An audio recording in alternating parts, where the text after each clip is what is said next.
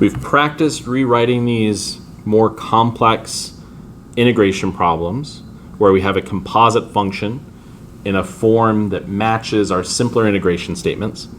Now we want to do that with a few more examples, but carry that antiderivative process, that indefinite integral process, all the way to the final step. We'll still start off by identifying that interior function, which in this case, in example 1 would be x to the 5th minus 1, which will end up giving us du is equal to 5x to the 4th dx, meaning we can rewrite this as the indefinite integral of u cubed du. Now we're integrating with respect to u, so this would be like the same as integrating x cubed, we just have a different variable in play. So to integrate, this would become u to the 4th power over 4 plus our constant c, since we're evaluating an indefinite integral or finding an antiderivative. And our very last step to finish this up will be to let u equal x to the 5th minus 1 again. So we'll just substitute back in what we substituted out in the first place. This means we'll have x to the 5th minus 1 raised to the 4th power all over 4 plus that constant c as the antiderivative of that expression that we started off with. In example 2, our interior function will be negative 2 plus x to the 4th, meaning we'll get du is equal to 4x cubed dx. And we can rewrite our integral as 1 over u du. 1 over u integrates to the natural log of the absolute value of u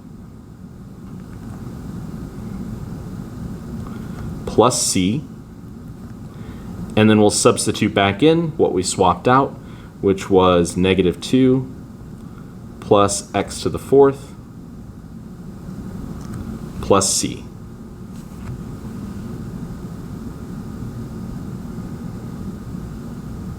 In example 3, we have the interior function u equals e to the x minus 3, which will give us du is equal to e to the x dx. So we'll get the integral of 1 over u to the 4th power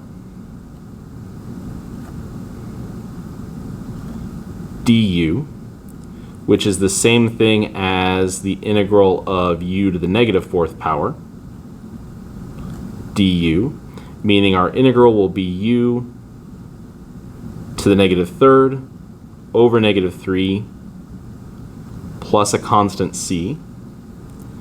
And in the last step, we'll substitute back in for u, so we'll get e to the x minus 3 raised to the negative 3rd power all over negative 3 plus c. And if we wanted, we could rewrite this a little bit just to get rid of that negative exponent. We could also write this as negative 1 over 3 times e to the x minus 3 to the 3rd power plus c. But both of those are equivalent. And in one last example, we'll substitute in for our interior statement, which is 2x to the negative 2 plus 3, which will give us du is equal to negative 4x to the negative 3rd dx. So we can rewrite this as the integral of e to the u power du, which will equal e to the u plus c. And then swapping back in what we originally swapped out for u will give us e to the 2x to the negative 2nd power plus 3 plus that constant c as our indefinite integral.